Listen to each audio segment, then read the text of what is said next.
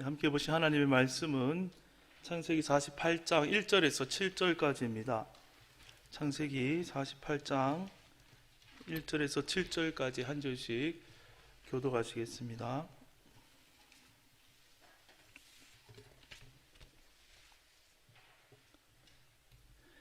이 일 후에 어떤 사람이 요셉에게 말하기를 내 아버지가 병들었다 하므로 그가 곧 두 아들 므낫세와 에브라임과 함께 이르니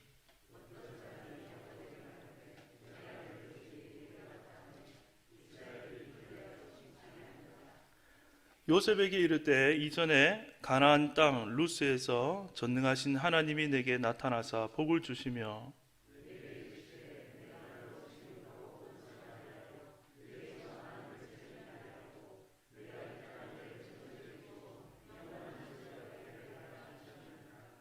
내가 애굽으로 와서 내게 이르기 전에 애굽에서 내가 낳은 두 아들 에브라임과 므낫세는 내 것이라. 르우벤과 시므온처럼 내 것이 될 것이요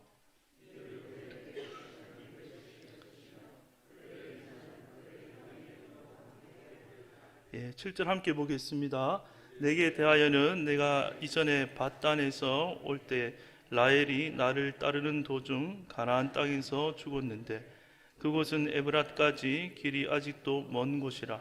내가 거기서 그를 에브랏 길에 장사하였느니라. 에브랏은 곧 베들레헴이라. 아멘. 코로나 시대가 들어와서 모이고 함께 웃고 이런 일이 잘 없다가 어제 임직식을 하는데 뒤에서 참 너무나 보는 그 모습 자체만으로도 그 광경 자체만으로도 너무나 행복했고 또 많이 그 웃는 얼굴들 또 보고 또 어제는 꽃이 너무 많아가지고 꽃 구경도 많이 하고 특별히 사람 꽃이 많았는데 본당에서 인사하다 몇 분은 제가 못 알아봐가지고 임직자가 바뀌었는지 알았는데 그것이 아니거든요. 임직을 받으니까 더 아름다워졌구나 이렇게 해석을 하고 예, 그랬습니다. 우리 어제 너무나 기쁘고 좋았는데 또 우리 아민교회 앞으로 또 연말까지 그 이후에도 코로나 시대지만 또 활짝 웃고 또 하나님 주시는 축복 가운데 또 그 은혜 가운데 함께 누리며 또 함께 신앙생활하는 우리 아멘의 모든 성도님들과 우리 아멘교회가 되기를 주님의 이름으로 축복합니다. 네, 우리 오늘 함께 살펴본 말씀 48장 1절을 보시면 이 일 후에 이렇게 시작하고 있습니다. 이 일 후에 여기서 말하는 이 일이란 것은 앞장에 나온 마지막 부분을 의미합니다. 마지막 47장 27절부터 31절까지에 보면 그 야곱이 요셉에게 간절히 부탁을 하죠. 내가 이곳에서 죽거든 애굽에서 장사 지내지 말고 나를 반드시 조상의 묘지에 데려가서 묻어달라. 요셉은 아버지에게 그 말씀대로 제가 하겠습니다 하고 그곳에서 맹세를 하게 됩니다. 이 마지막 부탁을 해놓고 이렇게 이 애굽 땅에서 온 가족이 지내게 되는데 이제 야곱은 곧 임종을 볼 것 같은 그런 일이 벌어지게 된 것이죠. 1절을 다시 한번 제가 읽어보겠습니다. 이 일 후에 어떤 사람이 요셉에게 말하기를 너의 아버지가 병들었다 하므로 그가 곧 두 아들 므낫세와 에브라임과 함께 이르니. 아마도 요셉은 굉장히 이 애굽의 총리로서 바빴을 것입니다. 그 직무를 수행해야 했기 때문에 또 이 고센 땅이라는 이 아버지가 있는 땅 말고 왕궁은 멀었기 때문에 한 번씩 아버지를 살피러 고센 땅에 이렇게 왔다 갔다 했겠죠. 그런데 아버지가 위독하다는 연락을 받고 이렇게 두 아들을 데리고 오게 된 것입니다. 아버지가 위독하다 하니까 당연히 손자인 두 아들을 데리고 가는 일은 또 우리가 이해가 되고 또 당연한 일처럼 보입니다. 그러나 오늘 본문에서 이 두 아들을 데려가는 일은 결코 평범한 일이 아닌 것이죠. 여기에는 하나님의 놀라운 계획이 들어있는 것입니다. 이어서 2절을 한번 보겠습니다. 어떤 사람이 야곱에게 말하되 네 아들 요셉이 너에게 왔다 하매 이스라엘이 힘을 내어 침상에 앉아. 성경은 이 2절 한 절 속에서 같은 사람을 두고 처음에는 야곱에게 야곱이라고 쓰고 있고 또 그 뒤에 보면은 이스라엘이라고 바꿔서 쓰고 있습니다. 다 아시다시피 야곱은 하나님으로부터 이스라엘이라는 이름을 나중에 받았습니다. 이 이름의 변화는 그의 어떤 신분이나 존재의 변화를 의미해 줍니다. 그런데 앞에서 병들고 약하고 또 죽음을 앞둔 이는 성경에서 야곱으로 표현하고 있고, 이제 하나님께서 중요하게 하실 일과 관련이 되어서는 야곱을 이스라엘이라고 이렇게 표현을 한 것이죠. 이스라엘이 지금 어떻게 하고 있습니까? 죽음을 바라보고 있는 연약한 자가 죽을 힘을 다해서, 죽을 이제 위기니까, 그런 상황이니까, 병들었으니까 죽을 힘을 다해서 침상머리에 억지로 이렇게 앉습니다. 그리고 3절과 4절에 보시면 요셉에게 무슨 얘기를 하고 있습니까?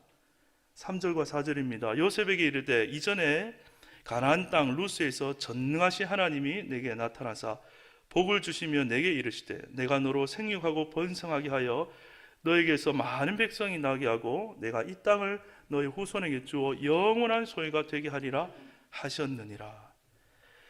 야곱의 지금 숨이 얼마 남지 않은 상황에서 요셉을 만났을 때 가장 중요한 말을 먼저 해야 되는데, 옛날에 자신이 베델에서 받았던 그 말씀을 유언과 같이 요셉에게 하고 있습니다.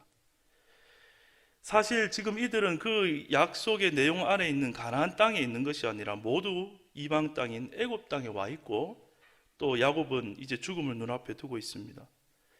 그럼에도 불구하고 야곱이 이 말을 요셉에게 진지하게 지금 꺼낸다는 것은, 내가 죽더라도 이 말씀은 하나님이 계속해서 이루어 가신다는 것을 요셉에게, 하나님이 진짜 이것을 이루어 가신다 요셉아, 그렇게 강조해서 말하고 싶은 것이죠. 야곱이 이 애굽에 오기 전만 해도 어떠했습니까? 이러한 하나님의 약속의 말씀은 고사하고 흉년으로 당장의 끼니가 없어서 굶어서 죽을 위기에 놓여 있었습니다.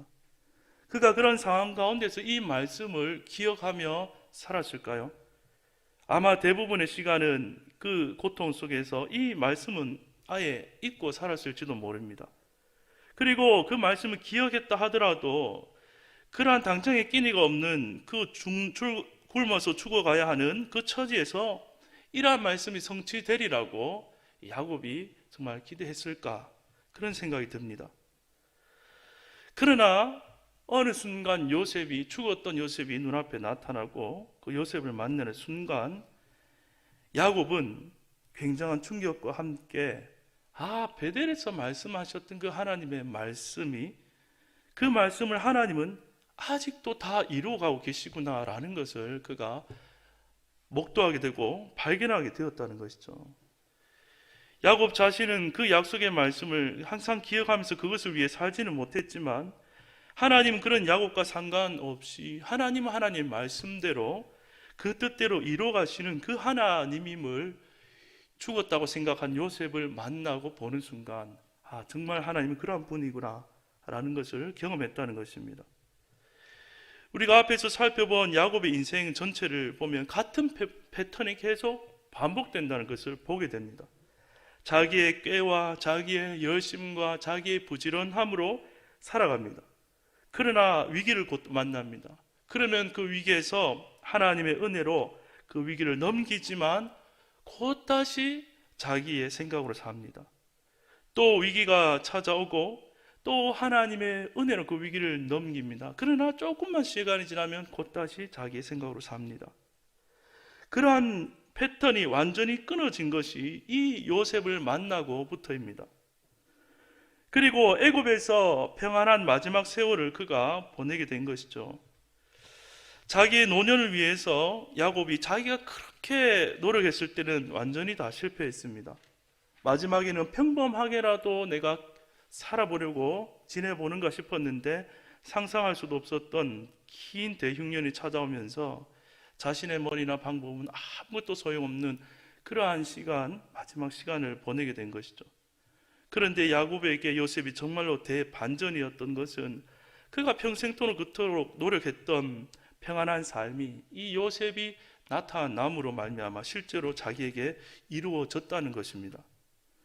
요셉을 통해 주어진 그의 노년의 시간은 결코 자신의 노력으로 이룬 것이 아닌 기대할 수 없는 상황에서 오직 하나님의 은혜로 주어진다는 것을 그가 요셉을 만나면서 애굽에서 편안한 생을 보내면서 그렇게 경험하게 된 것이죠. 야곱이 지금까지 하나님의 다름 속에서 계속 서서히 바뀌어 왔지만 완전히 변화되지는 못했습니다. 그러나 이 요셉을 만나는 순간부터 그가 마음속으로 확실하게 내 인생 그리고 모든 세상의 일들, 이 모든 것들은 정말로 다 하나님의 뜻대로 다 이루어진다라는 것을 머리로만 안 것이 아니라 그가 순간적으로만 안 것이 아니라 뼈저리게 확실하게 체득이 된 것이죠. 그것이 그의 마음속에 완전히 그때부터는 뿌리 박히게 된 것입니다.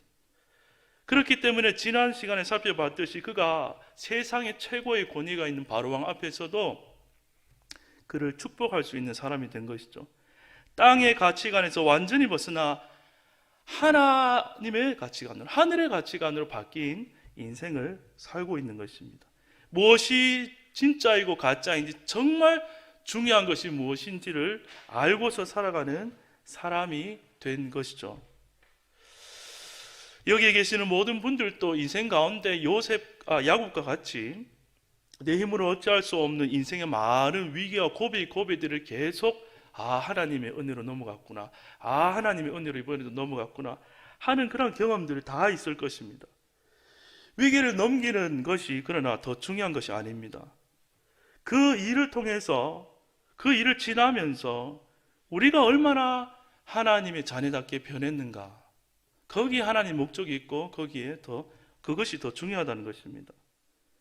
우리의 인생에 어떤 어려움을 다시 만난다고 하더라도 이제는 모든 것이 다 하나님의 뜻 안에 있음을 우리가 알고 믿고 하나님만 신뢰하며 흔들림 없이 나아가는 하늘에 속한 그러한 우리 아멘의 모든 성도님들이 다 되어지시기를 주님의 이름으로 축복합니다.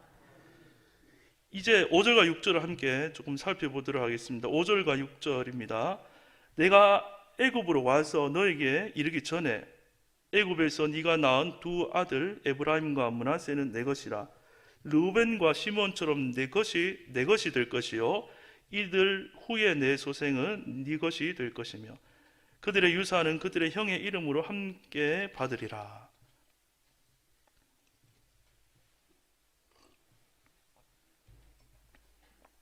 사실 한번 생각해 보십시오.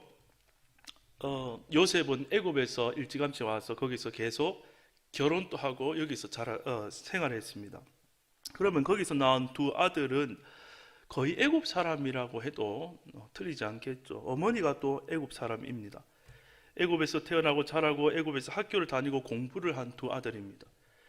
그러나 요셉은 아마도 그들에게 하나님의 말씀은 가르쳤을 테고 장차 언젠가는 이들도 가나안 땅에 들어가서 또 하나님의 백성으로서 살아야 될 것을 염두해 둔 것이죠. 그래서 이 아버지 야곱으로부터 돌아가시 전에 축복을 받아야겠다 하고 데려온 것입니다. 그런데 이 두 손자를 보고 야곱이 하는 말이 무엇입니까? 이제부터는 이 두 아들은 네 아들 아니고 누구 아들이라고 하죠? 내 아들이다, 이렇게 얘기하는 것입니다. 이들은 내게 르우벤과 시몬같이 될 것이다. 이 말은 무슨 뜻입니까? 내가 너의 두 아들을 입양하겠다는 것입니다. 그러니까 내 손자가 아니고 이들은 내 아들이다, 이 말이고, 르우벤과 시몬같이 되겠다는, 얘들은 내 장자와 차남처럼 그런 위치에 내 아들로 내가 입양하겠다는 그런 의미가 됩니다. 여러분 아시다시피 이스라엘의 12지파에는 요셉 지파라고 이름이 있습니까? 없습니까? 없죠. 이 야곱의 아들들로 지파가 이루어지는데 특이하게도 요셉은 빠지고 두 손자가 들어가게 된 것이죠. 이것은 요셉에게 두 몫을 준다는 의미가 있는 것입니다. 또 야곱은 갑자기 7절에서 라헬의 죽음 얘기를 꺼내고 있습니다. 갑자기 이 아들 내 아들로 입양하겠다 하고 갑자기 라헬 얘기를 왜 합니까? 그 내용은 라헬이 죽어갔다는 내용인데, 내가 가장 사랑했던 라헬을 통해 더 많은 자식을 낳았더라면 얼마나 더 좋았을까 하는 마음이 그 속에 들어있는 것이죠. 그리고 라헬을 통해 처음 얻었던 아들 요셉의 이름 뜻도 더함이란 뜻이 있습니다. 이 더함이란 말은 또 두 배란 뜻이 있습니다. 이런 여러 이유로 이 손자를 아예 아들로 입양해서 두 몫을 주고자 하는 그 야곱의 자기의 그런 마음이 들어 있는 것이죠. 그러나 전체적으로 이 본문에서는 이렇게 되는 일은 결국은 요셉의 뜻도 아니고 또 야곱의 뜻도 아닙니다. 이것은 누구의 뜻이겠습니까? 하나님의 뜻입니다. 하나님의 뜻이 무엇입니까? 하나님은 그 약속의 말씀을 주셨지 않습니까? 큰 민족을 이루고 내가 땅을 주고 하나님께서 영원히 축복하겠다 그 내용인데 12지파의 그 민족의 이스라엘의 근간을 만들기 위한 그 두 지파를 영입하는 하나님의 계획에 일이 진행되고 있는 것이죠. 그런데 이 일을 아주 숨이 넘어갈 듯한 야곱이지만 그가 이스라엘로서 힘을 내어 일어나서 이 하나님의 위대한 일을 지금 수행하고 감당하고 있다는 것입니다. 그는 지금 숨이 넘어갈 상황인데도 침상머리에 앉아 이 일을 감당하는 그러한 위대한 쓰임받는 사람으로서 매김받고 서 있는 것이죠. 이것은 야곱의 삶이 아니라 이스라엘의 삶을 산다고 할 수가 있는 것입니다. 오늘 제가 여러분에게 묻고 싶은 내용은 이것입니다. 지금 여러분은 사람의 아들로 태어나서 야곱의 인생을 살고 있습니까? 아니면 예수 안에서 거듭나서 하나님의 아들의 인생을 이 땅에서 살아가고 있습니까? 우리가 입술로 고백하고 마음으로 믿기는 예수님을 믿고 또 내가 하나님의 자녀가 되었고 장차 나는 천국에 영원한 천국에 가서 살 사람이야 라고 믿고 고백합니다. 그러나 실제 우리의 삶 속에 들어갔을 때에 우리의 삶은 늘 이 야곱과 같이 흔들리는 인생은 아닙니까? 정말로 내 삶에 일어나는 모든 일들, 좋은 일이든 싫은 일이든 그 모든 것이 다 하나님의 뜻 안에 있고 뜻대로 된다고 믿고서 인생을 살아가고 있습니까? 이것이 야곱에게 정말 인생을 통해서 그렇게 훈련받았지만 쉽지 않았듯이 우리에게도 쉽지는 않을 것입니다. 그러나 하나님은 결국 야곱의 인생을 온전한 이스라엘의 인생으로 바꾸셨듯이 우리도 사람의 아들로 태어나서 이 땅에 속한 사람처럼 살고 있지만 하나님의 아들의 인생으로 영화로운 하나님의 자녀의 자리로 우리를 이끌어 가시는 줄로 믿습니다.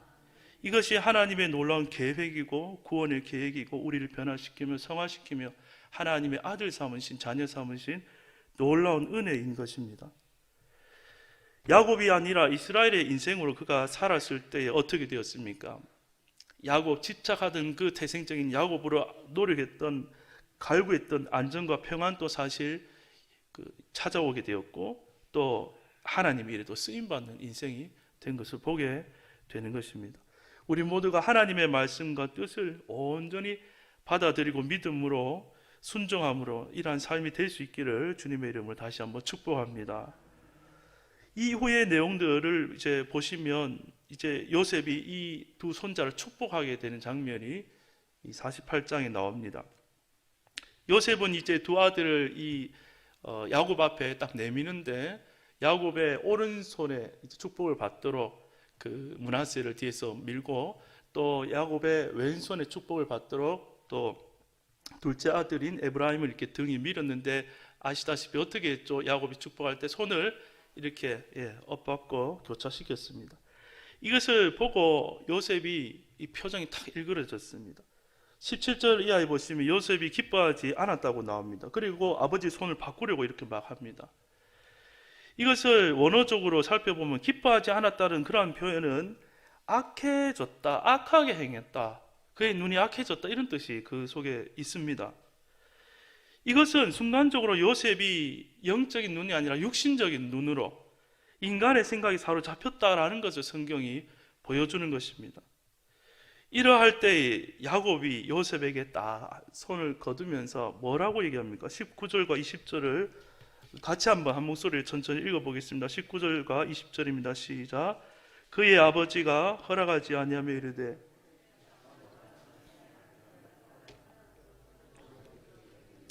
그도 크게 되려니와 그의 아우가 그보다 큰 자가 되고 그의 자손이 여러 민족을 이루리라 하고. 네, 여기까지만 보겠습니다. 그러니까 뭐라고 합니까? 나도 안다, 내 아들아, 나도 안다, 손을 거둬라 이렇게 얘기를 하는 것이죠. 여기에는 여러 가지 의미가 있을 수가 있습니다. 첫째로는 내가 지금 눈이 어둡지만 몰라서 이런 거 아니다. 그런 의미가 1차적으로 있겠죠. 누가 장자이고 차자인지 알아본다는 것입니다. 그리고 더 깊은 의미는 이런 것이 아닐까 생각이 됩니다. 요셉아, 내가 네 마음을 다 안다. 장자를 더 축복하려는 부모의 네 마음을, 네 생각을 내가 왜 모르겠느냐. 하지만 네가 지금 다 이해가 안 돼도 모든 일은 하나님의 뜻과 계획대로 되는 것이란다. 그리고 이 일에 대해서 네가 지금 너무 염려를 안 해도 된다. 하나님은 므낫세에게도 또 에브라임에게도 이미 다 계획해 놓으신 일이 다 있으니 너는 너무 염려하지 말아라. 그러니까 하나님의 뜻에 너도 순응하며 살거라. 이런 뜻이 담겨져 있지 않을까 생각이 됩니다. 여러분, 우리 모두의 인생에는 하나님의 계획이 다 있습니다. 또 하나님의 뜻대로 다 이루어지게 될 줄로 믿습니다. 우리에게 이미 일어난, 인생에 이미 일어난 모든 일들은 사실 다 이미 하나님의 뜻 안에 있는 것입니다. 그리고 반대로 우리가 아무리 원해도 일어나지 않는 일은 결국 하나님의 뜻이 아닌 것입니다. 살아가면서 때로는 죽을 것 같지만 하나님이 우리를 계획하시고 붙드시기 때문에 절대로 죽지 않고, 또 반대로 내 뜻대로 다 잘 되어 갈 것 같고 되어 이룰 것 같지만 그것이 하나님의 계획이 아니라면 결국 이루어지지 않는 것입니다. 그러므로 우리는 우리 인생에서 좋은 일을 만날 때나 또 나쁜 일, 싫은 일을 만날 때나 또 평화롭게 지낼 때나 아니면 치고받고 싸우고 지낼 때나 그 어떤 일을 만나도 이것이 하나님의 허락 속에서 일어난다는 것을 인정하고 먼저는 받아들여야 되는 것입니다. 그리고 우리는 그 일을 통해서 나에게 그리고 우리에게 하나님이 하시려는 일이 무엇인가, 이것에 우리는 집중을 해야 합니다. 그러면 모든 일 속에서 하나님의 말씀을 우리는 드러낼 수 있고 또 그 속에서 예배하신, 우리를 향하신 하나님의 은혜를 누릴 수 있게 된다는 것입니다. 그리고 우리는 점점 야곱의 인생에서 이스라엘의 인생으로 하나님의 시각과 마음을 가진, 하나님의 계획을 더 구체적으로 볼자하며 이룰 수 있는, 그렇게 쓰임받는 인생이 되는 것입니다. 이제 말씀을 정리하고 마치도록 할까 합니다. 오늘 설교 제목을 두 가지 인생이라고 제가 적었습니다. 우리 모두에게는 두 가지 인생이 있습니다. 내가 예수를 믿지만 그저 세상에 태어난 다른 사람들과 똑같이 땅에서 살기 위해서 살아가는 내 삶의 모습은 아닌지, 이 시간 우리를 한번 또 돌아볼 수 있으면 좋겠습니다. 우리가 정말 하나님의 자녀로서 하나님께서 행하시는 모든 것을 믿고 맡기며 쓰임받는 그런 인생으로 날마다 변화되기를 축복합니다. 비록 시간이 갈수록 우리 육신은 약해지고 마음은 약해지고 인생은 연약해질 수 있지만 이 노년의 야곱처럼 영적으로는 더 깊어지고 깨달아져서 모든 범사를 하나님의 뜻에 다 맡기고 또 받아들이고 주시는 말씀에 순종함으로 순적한 우리의 삶이 다 될 수 있기를 주님의 이름으로 축복합니다.